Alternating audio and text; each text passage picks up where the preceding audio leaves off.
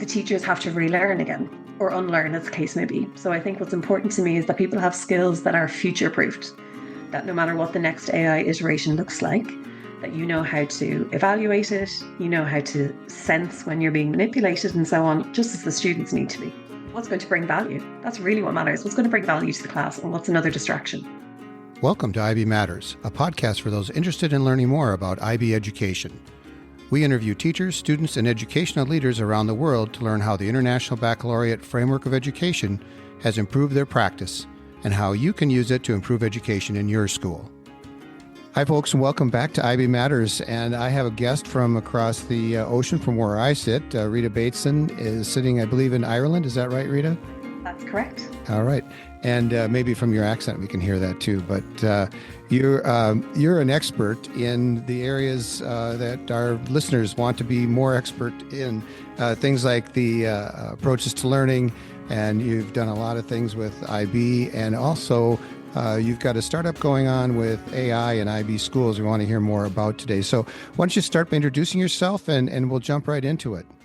Great, thank you. It's very kind of you to call me an expert. I'm not sure that anyone's ever an expert in the IB because it's always growing and everyone's learning, but I've certainly been immersed in it for a very long time. I'm like over 20 years now, and from classroom teaching to school leadership to textbook authoring, and now, as you say, supporting schools consultancy wise.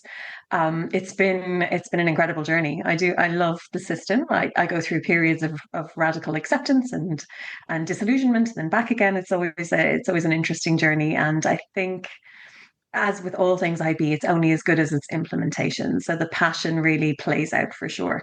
But I think it's certainly where my heart belongs. We're an IB family through and through. My husband is in MYP design. He's a coordinator as well. So we've seen, the good, the bad, and the ugly over our time internationally. And I do. I truly love it. I do understand. I've seen people struggle. I've seen people with questions and needs and so on. And I love that work. I love working with schools and helping people. But I'm also a little bit academically inclined. I really want to see what the future is going to bring. So if it's about writing curriculum or designing assessment, I'm all over it. A big nerd, big nerd. I meet a lot of nerds on this podcast. That's good. And I think from what I've heard, a lot of nerds one another. Yeah, and I think a lot of nerds listen. So to all you nerds out there, this is your thing today. So please listen. Rita, it's just the podcast Nerd Love. Yeah, exactly.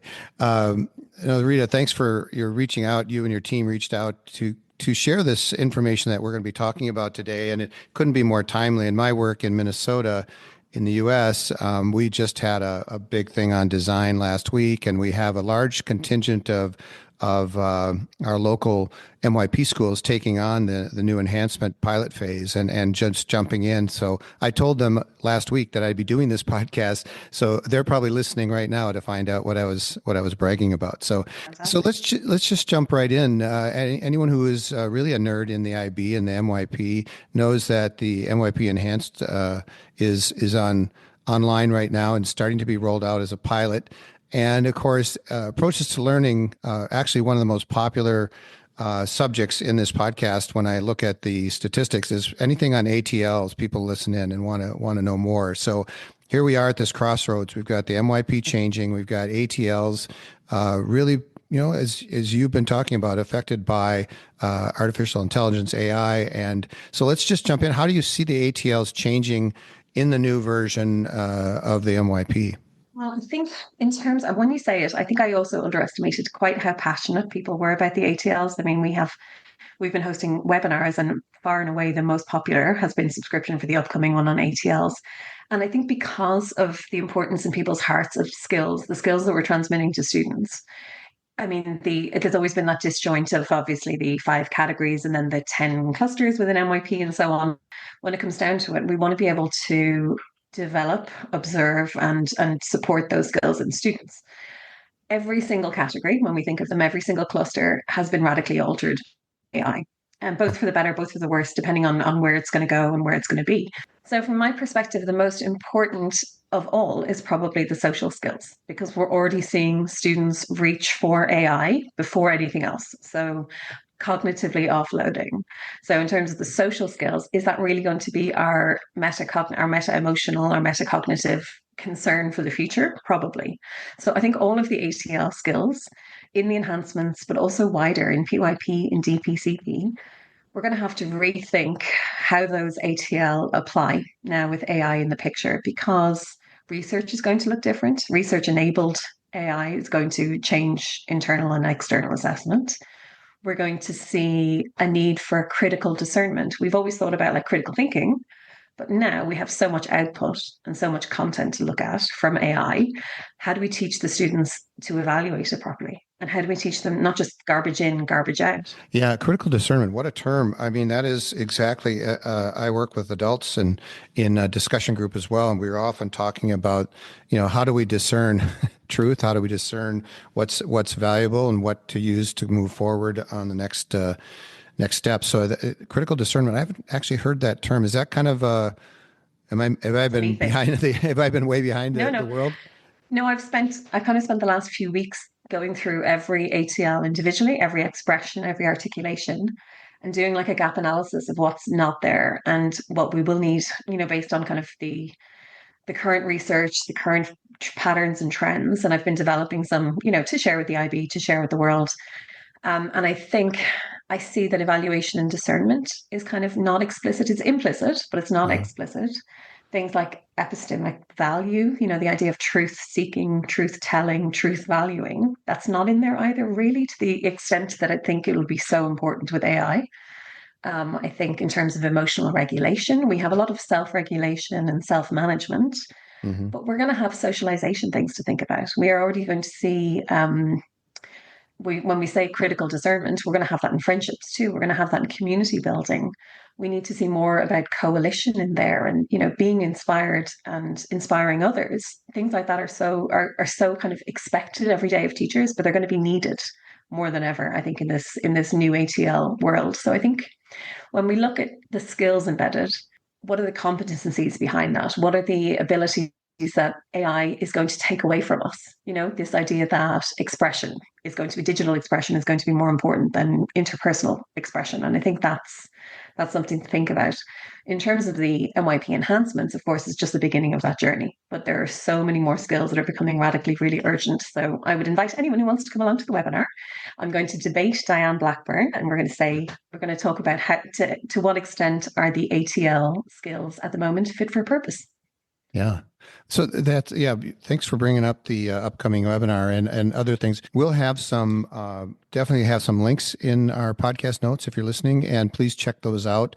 We'll have a chance to talk a little bit more in this episode about some of the things that Rita is doing and she and her team are building for IB schools around the world. And I hope that our listeners will take advantage of those. So you just mentioned that you're going to be debating on the approaches to learning and what changes might or might not need to be made. I mean, things like you just talked about. I just have been writing down the critical discernment we mentioned, but the digital expression. I mean, it's kind of a cool thing too to think about because so many people are looking for ways to create their own, group of followers, which is something that's always been personal and interpersonal and happened, across the aisle in the classroom as you pass notes. Now people are passing videos and digital expressions, as you said, and trying to find ways to get people to connect with them. And I think there's probably an ATL in there too in terms of influence appreciation and influence immunity. There's a mitigation that we want our students to be aware of. We've often told them about data literacy and media literacy, but beyond that, this algorithmic understanding of what the algorithm is feeding them all the time and pushing them and manipulating their thoughts in one direction or another, or manipulating their interests, building a bubble around them. Yeah. So I think there's a bubble bursting a phenomenon as well that we need to equip our students for, because we're moving into an age of assisted living, I guess, not in the sense of an assisted home environment, but Yeah. an assisted choice. We're removing choices from students all the time, Yeah. not intentionally, where the music algorithm chosen for them, their YouTube recommendations are fed to them. There's very few opportunities in their kind of minute to minute existence where they're having to go outside of a curated feed. So an understanding of curation, I think, is important too. There's so much to think about. Yeah, so much, so much.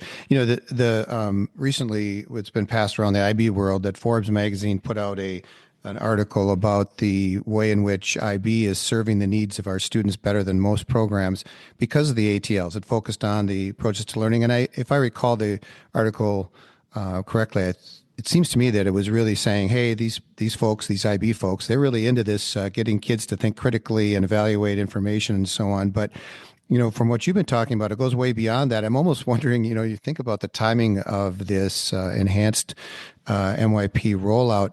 It feels like there's almost too much going on for them to roll it out. I mean, is that, you've kind of been behind the scenes. Do you feel like there's enough discussion on the ATLs and how they might have to evolve? I know that maybe gets into your upcoming debate, but as you've already upset Yeah. my apple cart just in 5-10 minutes.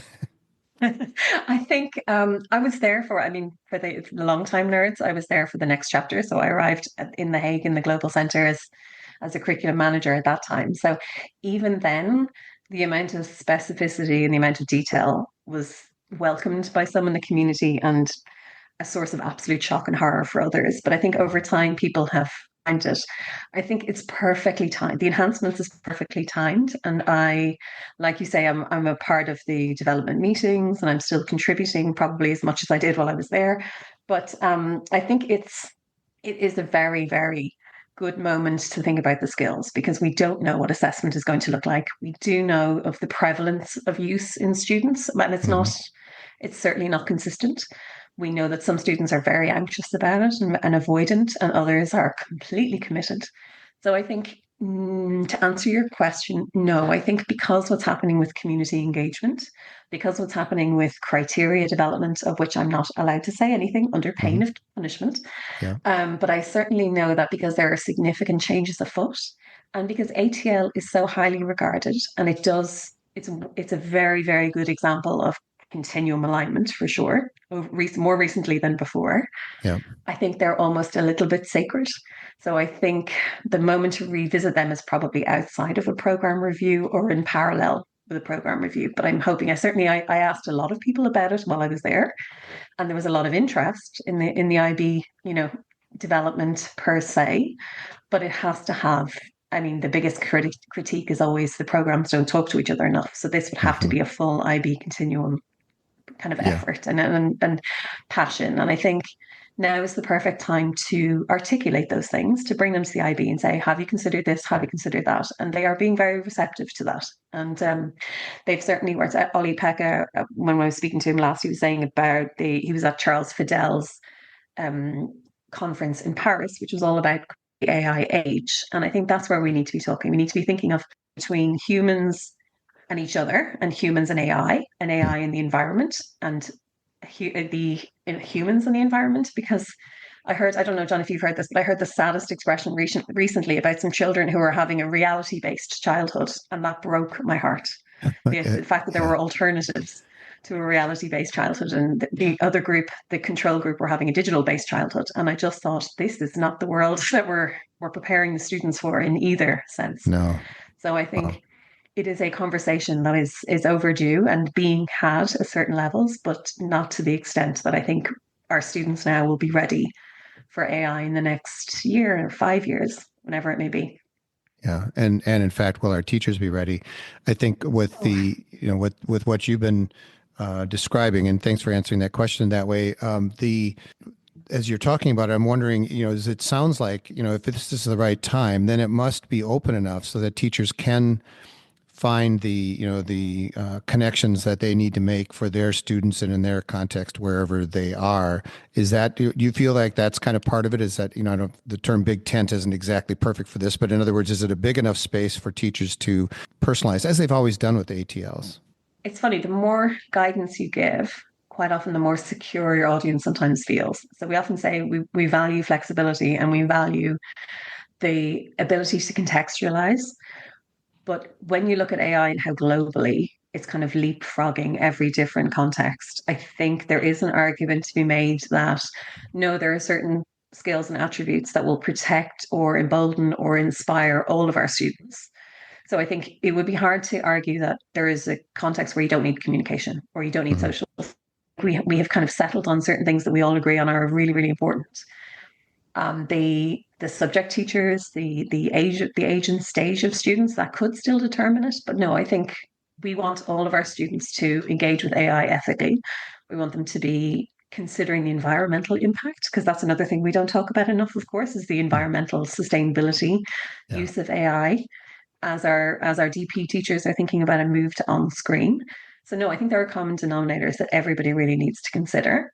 And then the freedom to contextualize, to adapt it for your perspective or your situation, that's still really important. So I do like that it's not, an exhaustive list of ATLs ever. Mhm. It did feel like that for a little while when From Principles into Practice came out, 2014, people thought that that was a drop down tick box Right. list of ATL Right. explorations. So I think over time we've seen people move away from that. I've got to pick one from the drop down. Yeah. But there are still things missing there. I think you can interpret them, but there are still opportunities for development for sure. Yeah, I sit in on a lot of teacher workshops and training sessions, and I'm alarmed sometimes by there's a certain percentage of folks that are saying, "Just tell me what to do," Yeah. and that happens with kids too, of course. But teachers and students both need the agency to realize that they can do these things. I was impressed, and I don't know if the word impressed is the right word, but you started by saying that, probably one of the most important things is social skills. I was sure you were going to go research skills or thinking skills, but, the fact that, you have the agency to go, you know what, I don't need to go straight to AI to start this research or this problem solving. I have within me the ability to kind of begin this problem solving process. And sure, I'll have some skills in other areas, but I need to know that it's within my purview to do this kind of work. And I think there's probably going to be a situation where teachers are moving towards kind of adjudicators of taste, because students who are, we know from our 17, 18-year-olds, they have a voice. We recognize the voice. We recognize when the voice isn't being authentic. And we Right. can tell that. Whereas it's so much harder for kids who are 11, 12, 13, and we haven't seen them develop a writing style, a familiarity, or even a knowledge of, what constitutes good or bad writing. And they accept at face value, because it's remarkably sycophantic and Mm. remarkably impressive and certainly very convincing, and it can be utter dross. So how are they Yeah. to know? How are they to know that something is Right. absolute nonsense?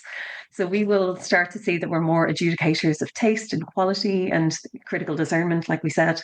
But those are going to be so important in terms of modeling for students. And if I'm a teacher who doesn't have 60 hours a week to spend on learning AI, and which model is good for what, and where the hallucinations often come in. The students have no hope of finding hallucinations, if we don't recognize them ourselves and if we haven't given them any tools to do that. So it's going to be very important. And I think beyond manipulation, but into how kind of healthy use and creative opportunities, like it is an incredible tool and it remains a tool.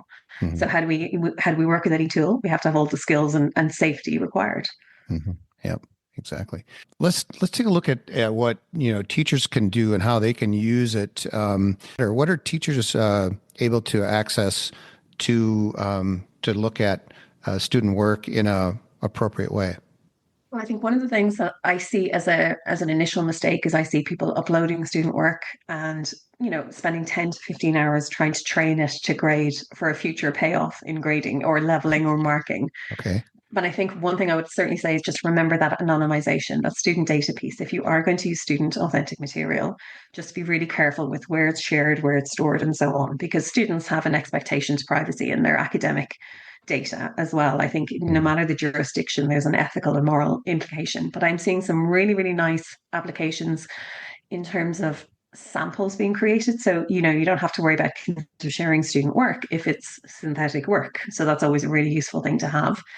I see a lot of people using it as a learning accelerant for themselves. So if you have policies and things to review, you can upload a chat PDF or a notebook LM, and it can train you very quickly in the essentials of that document. You do have to do one or two sense checks, of course, but that's Yeah. still very, very useful as a skill. I'm seeing it particularly. I am a math and science teacher, so I think for me, if I have a learning assistant in the room who's not as comfortable with the subject, quite often they were less useful to me than having nobody in the room. So I'm seeing a lot of really, really good practice in terms of skilling and upskilling and reskilling those people to support the students very, very well, because they can interact with an exam paper and have AI explain the exam paper to them so that they can use their human skills in communication with the student, and they can sense hesitation, and they can build morale, and they can do the things that AI cannot with the skills and the knowledge that the AI just gave them.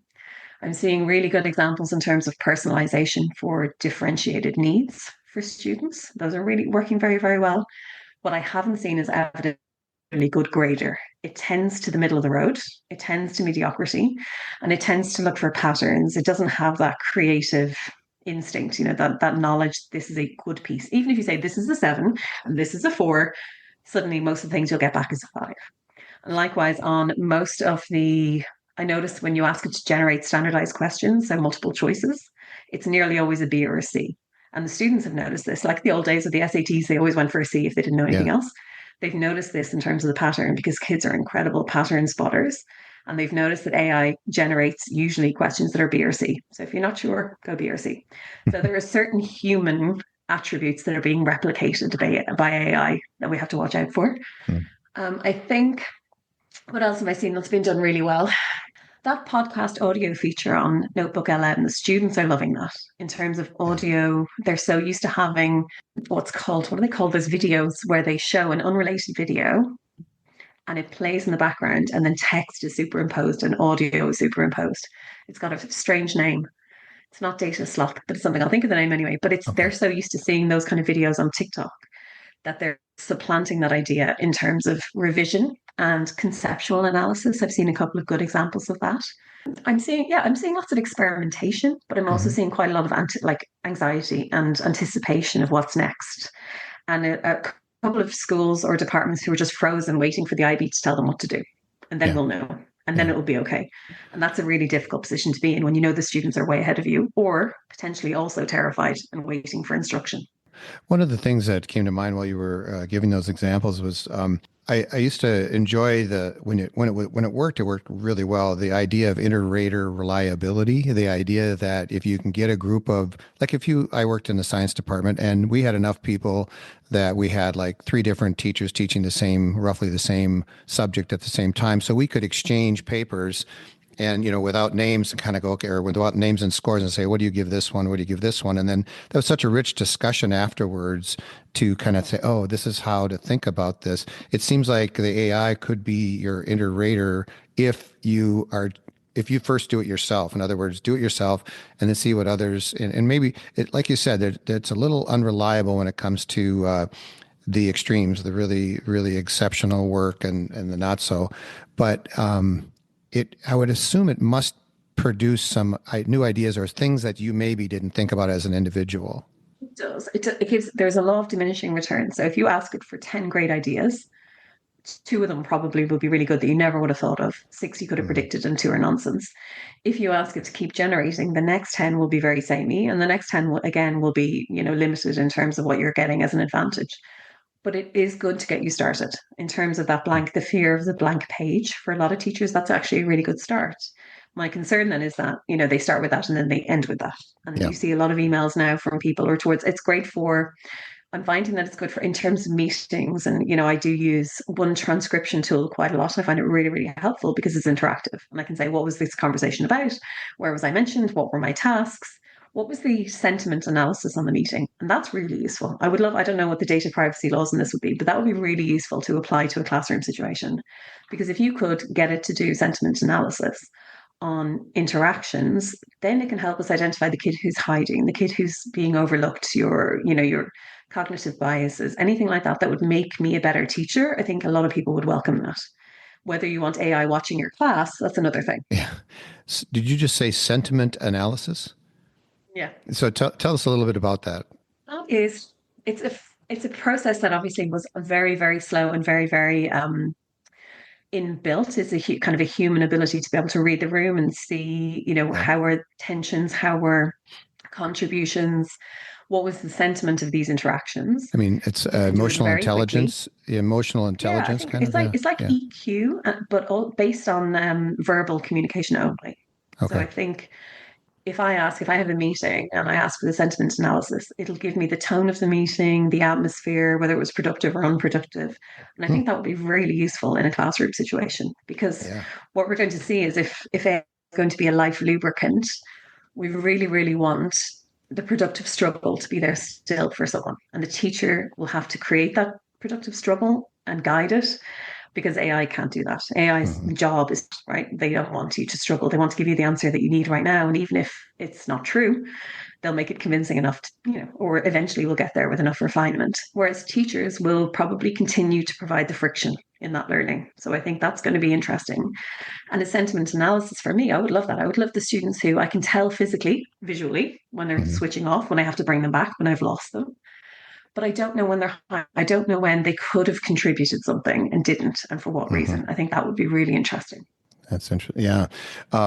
There's been a lot of terms. I've got little notes going here, and I'm going. There's a lot of terms here that I never heard before, which means I've probably not enough engaged with. That's why we have you on here, so because you can fill Do you us think in. that I think that I might be guilty of making some of those up, John? I don't think that's you.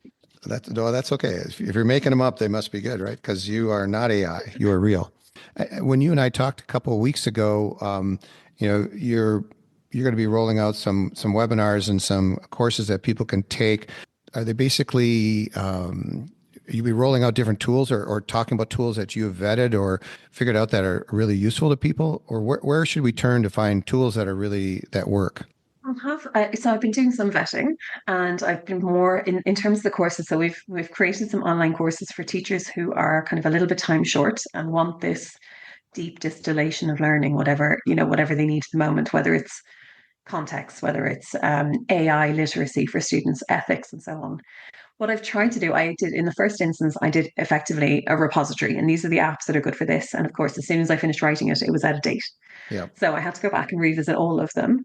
I do make recommendations where they're appropriate, people to follow, thinking modes to use, questioning technique, the interrogation idea of like use this for this. So for example, I got big into one called Goblin Tools, which seemed really useful for self-management, where you put in the project and it will break it into tasks. And if you can't do those tasks, it'll break those into micro tasks and so Hmm. on and so forth until it gets down. I tried to experiment with it to see how far it would go in terms of granularity. And it nearly got to the point of now breathe in, now breathe out, now breathe in, now try it, and now pick up a pencil. So it goes to that level of specificity, which for students with executive functioning problems, that could be really useful. Hmm. However, after about a week, I didn't want to use it anymore. So I have got some examples of like Otter and Goblin Tools and the ones that everybody knows, Canva and so on. But really, ultimately, I just want teachers to be able to know very quickly. I want them to have a nonsense detector of what's going to be useful and what is just show. So many of these AI offerings at the moment are wrappers. They're just wrappers around an AI model that they've just embedded or inbuilt or programmed really well to serve one specific function. And in a year from now, when we have AI agents doing a lot of actions for us, then the teachers have to relearn again or unlearn, as the case may be. So I think what's important to me is that people have skills that are future proofed, that no matter what the next AI iteration looks like, that you know how to evaluate it, you know how to sense when you're being manipulated and so on, just as the students need to be. What's going to bring value? That's really what matters. What's going to bring value to the class and what's another distraction? Right. So thinking in terms of the actions, listeners are, this has been really interesting. Where should listeners turn next? What's the, if they're thinking, okay, I need to really do this. Some of the listeners are really have been engaged and stuff, and I'm just kind of using the assumption that they're a lot like the people in Minnesota that I deal with. I've got people that are ready to do workshops to teach others about it, and others that are going, I've just heard about it. I haven't ever tried a prompt.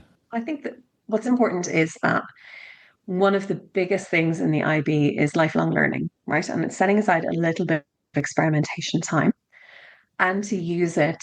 I think it's nice to position yourself as not an AI evangelist and certainly not as an AI denial.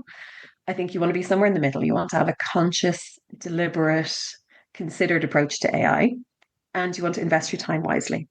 So if you feel like you don't get responses or you're not getting the right output for your input, you need to focus on your prompt engineering. If you're looking for a time-saving efficiency promise, then you really need to look at resource generation. So there are different pathways you can look at. I know it's ironic, but I do an awful lot of research and I find most of it lands better with me from podcasts. Now, I think they're really, really powerful. There's so many AI podcasts in education that are that are kind of just scratching the surface, but they're telling you what other people are doing and what other universities have trialed and what's working. And I think those are really interesting. Everybody's welcome to. We do a monthly webinar with Eblana, so it's a new consultancy that we've just set up for AI in IB schools. We do a monthly free webinar. Please come along to that, and we try and distill. We're former extremely busy teachers, but extremely ambitious for our students too. So we know what you need to know and what you don't need to know. And I think that could be useful. There's plenty of good publications, but they are dense and they are long. So they're perfect to put into chat PDF and ask it what the study is, or to put it into Notebook LM. Those are great resources. But I think, I mean, it's a little bit like the library. The books are everywhere. Just pick one up and read. It's the same at the moment. There's so much AI out there. You just need to know, trusted sources, source triangulation. That's something we want to teach students too, right? Hmm. That is just as important now. So I think certainly keep on top of the MYP enhancements because you'll see ATL starting to come through as a bigger theme. But I think the change to global engagement, sorry, to all of those changes that they're bringing in are going to be interesting. They're going to be taxing for schools. They're going to be enlightening, hopefully. But I think stay engaged. Stay within the network. Reach out. I've never known a network to be as giving and kind of supportive of one another as the IB network. So I think it is crucial to lean on other people. Nobody is an expert in this at the moment. That's the thing. Nobody is. Nobody can be when it's changing daily. So, humility, ambition, courage, and a little bit of Courage. discernment. Those are really Yeah. important. Yeah, thanks. I wanted to make sure that we had a call to action in this recording because I think sometimes we listen like to a podcast and then we walk away, just like some workshops, we walk away and we didn't have anything we can do next. And so that's a wonderful list that you gave out. A couple things that I was wondering about. So I'm in the process. My role is the director of Minnesota's Association of Schools. I'm trying to figure out best ways for us to work and for me to work. And I've heard the term Notebook LM a couple times, and when I've looked into that, that is, it's a subscription to get it. I think at the level that I want. Is there a value to actually paying for some things or finding someone who can pay for it for you, or do you feel like there's the free things are I wonder worthwhile? how we're going to live in a freemium world, to be honest. My only subscriptions I pay, of course, it's typical. I say only, and then now I can think of four or five. Yeah. So I originally, the very first subscription, I was reticent to take out a subscription because I wanted to play with everything. But I did take out a subscription to ChatGPT and have done for nearly kind of a year or more. I will not be going up to the $20,000 a month package that they're No. offering now for agents. Oh my. But I did. And then recently I heard somebody say, and I thought it was really good advice, not to get siloed or dependent on a single platform. So I thought, okay, well, I've trained all of these bots, I've created all of these workflows and projects inside of ChatGPT. I realize now how dependent and how locked in I am to that. So I kind of forced myself to get out of that bubble. And I tried Claude 3.7, which is just out. And honestly, I won't go back to ChatGPT. It's so good. But I never would have tried it. I never would have been a risk taker in IB Yeah. parlance. I never would have been in any way curious about it. Tell me about what was the name of the one? Was it Cloud or That was Cloud? Claude 3.7. Okay. It's Anthropic. Okay. It's extremely, for writing, it's extremely good. But again, I had fallen into the trap of having too many subscriptions too soon. Mm. So I got Otter, I've tried all of them. Some Yeah. of them I've cut off straight away when I realized that they were less than advertised or particularly mediocre. So a couple of video subscriptions and so on. I wanted to test text to image and I wanted to test text to video. And then almost instantly, I felt incredible guilt for the amount of energy that was being burned for those videos and those images that were really subpar. So I felt very, very guilty. So I stopped doing those. Um, I'm not sure if you kind of the scale of energy consumption for those is Yeah. obscene. Like it's absolutely horrific. So I don't want kids experimenting with them unless they have very clear creative guidelines and they know exactly what they want to produce. Because every time they generate, Is there a way to pardon? know that energy? I just know in the basic sense that the AI has really upset the energy grid, but is there a way to know a particular app's energy consumption? It's very hard to get data on them for obvious reasons. Now, I've done quite a lot of research. So, a typical, just for people's knowledge, a typical query. So, one relatively normal question in ChatGPT, the water that's required to cool those super processors is about 500 milliliters of water per query. Oh And my. then if you did, like, say, for example, five queries in a row, that's the same amount of energy to boil water for a cup of coffee or to watch a TV show or to scroll on your phone for an hour. Those are quite considerable consumptions for queries. And then if you think about an image, every time you generate an image, that's the same amount of energy as a full charge for a smartphone. And then you have to scale that up to a video of 30 seconds, and it is an insane amount. Like it's quite painful when you start thinking about the carbon dioxide, the CO2 footprint. Yeah. So from my perspective here in Dublin, we just found out a little while ago we have quite a lot of data centers here. Yeah. And we found out a while ago that 25% of our grid is going to feed these data centers to keep them online. Yeah. But then yesterday or the day before, I realized that actually Dublin, it's 50% in my city. 50% of the electricity is feeding the data centers. And they diverted the energy from the hospital to make sure that the data centers didn't get down. So that's quite significant in terms of an environmental impact. I mean, we're not exactly short on water here in this country, Yeah. so we're Yeah. fine for water, but it's being used in ways that hadn't been planned for. So I think Mm. when we start to see these kind of, Meta and Microsoft putting 80 billion and 100 billion into energy generation, then it does give me pause. It makes me wonder exactly how we'll sustain this experimentation, and who eventually will monetize it and how will the data that's gone into it.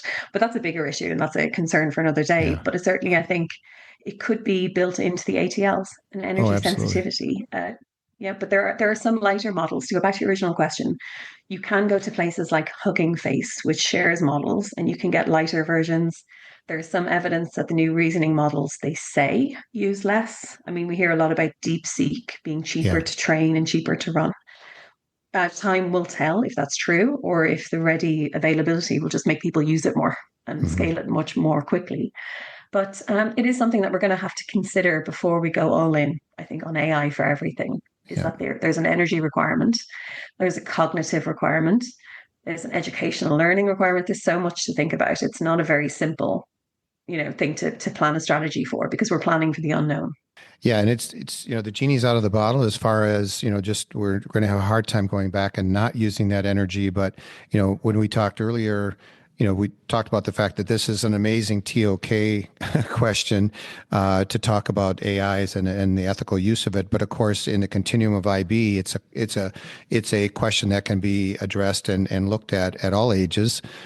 And while you're talking, I was thinking, okay, how can I be optimistic about that? And I'm thinking we're teaching hopefully the next generation of kids who can take us away from this really just it feels like we're just bulldozing our way through this. I mean, we are literally in the US putting coal-fired power plants back online to power AI, which is unbelievable when you think about it. But, you think about the history of our use of energy and how gross in the 19th century, the Industrial Revolution, polluted all the skies and did all that. There must be, in our history, there's been a lot of cases where society came to the rescue in some ways and reduced those uses because we finally were upset enough by how much that was used.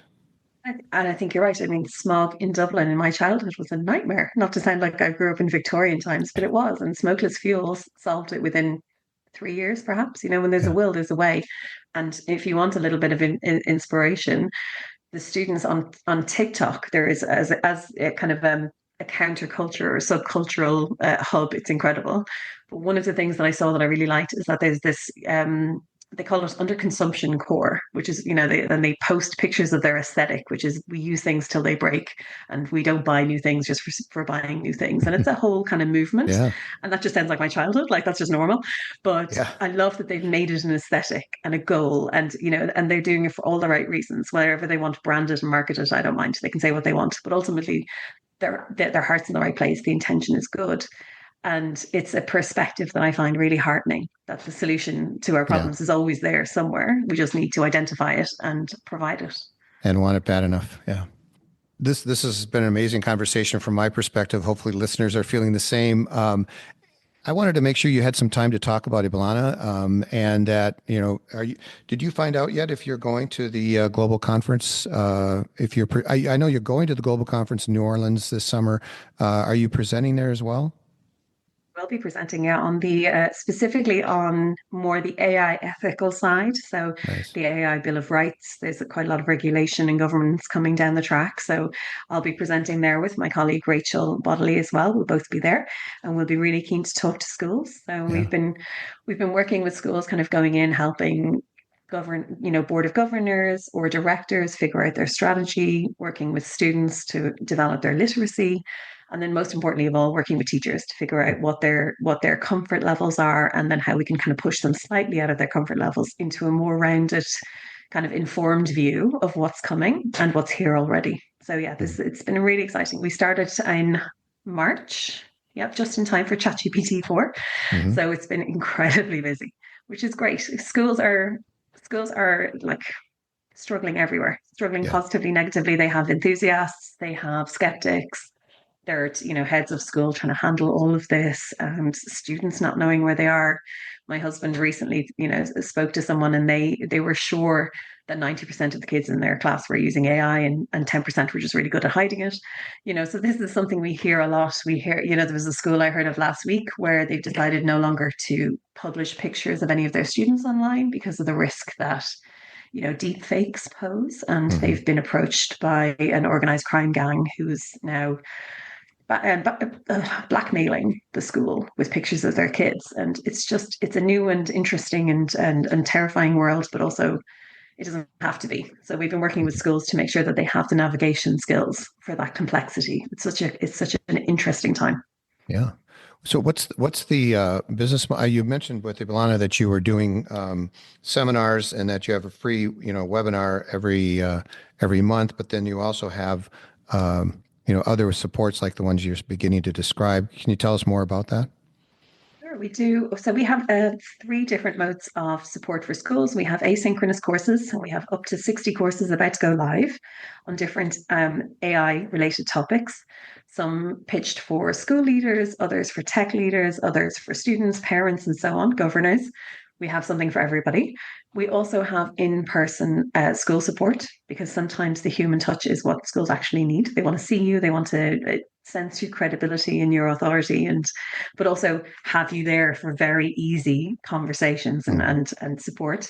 So we have 3-day in-school support models where we work with different stakeholders throughout, whether it's policy development, whether you're working on your strategy, whether you're beyond that and you're into implementation and you're fighting fires, we'll come and help with those. And then we have virtual support as well for schools that need, either they sometimes will have us on retainer and call us for an hour or a staff meeting or an urgent request or whatever it might be. So for curriculum mapping and so on, because there's always that IB work that has to continue. We can't be distracted by AI only. We need to embed it in ethically. So the IB work continues. So that's Yeah. so people can reach out to us. We're happy to help whatever they need. We're lucky we have a really good group of consultants who share the mindset, who have a great deal of experience, and we're here to help schools however we can. That's great. And I'll definitely put a link to your website in the podcast notes. I'm looking at the time, and I want to make sure that you are able to get to some of the other things I'm sure you have to do today. But is there anything else that you want to share about what we've been talking about, or Eblana, or a call to action for folks? I think that call to action is probably the most important thing. We have, as teachers and as leaders, we're always balancing accountability with empowerment. And that's with AI, that's going to change significantly in class and in schools. And then as leaders, we're also always kind of getting that sweet spot between courage and humility. And I think that is going to be more important than ever. So I think I would encourage people to not be afraid of AI, not to believe everyone who tells you it's going to fix everything and give you 10 to 15 hours back in your work week, because nothing has ever done that in my experience in education. But that there will be specific use cases that will make your job easier, but more important, learning will be better and more accessible to more people. So I think that's the thing to focus on. Put yourself into a position of certain use cases will bring incredible value and everything else will be a waste of my time. And I think in terms of experimentation, that will, if we keep that lifelong learning perspective, if we still embody all 10 of our learner profile attributes, ultimately, we just want the best for our students. We just want the best for our school. We all want a certain work-life balance. And if we go in with a process of experimentation, no failure, only success, I think that's unrealistic. But for anything that says it's going to save you time and make your job easier, I would handle it with caution. We are still navigating a very complex world, but I think an interesting opportunity and an exciting moment to be. But as we develop these ATLs, so I'm going to keep working on the ATLs. I will share widely and broadly, and with the support the IB in their mission to keep them as vital as ever. That's great.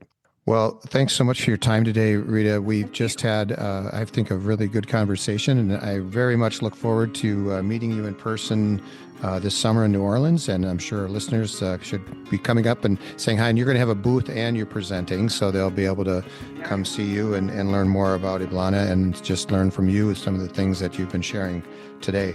So again, thanks so much for being here. Yeah, thank you. Thank you. Thanks for having me. We have a new way to connect with us. At the beginning of every set of podcast notes is a link to text us. If you have a comment, recommendation, or want to appear on the podcast, it's simple to just send a text from your phone and let us know what you're thinking or how we're doing. Now that we have over 125 IB Matters episodes covering a range of subjects, you can use our podcast webpage, which is organized by program and by topic. The link to the website is also in those podcast notes. Please find all our episodes wherever you get your podcasts and hit subscribe so you don't miss any future programs. Join our over 4,000 followers on Twitter, now known as X, at MattersIB. Also help us spread the word about IB by liking, sharing, and reviewing the IB Matters links in your own feeds and social networks.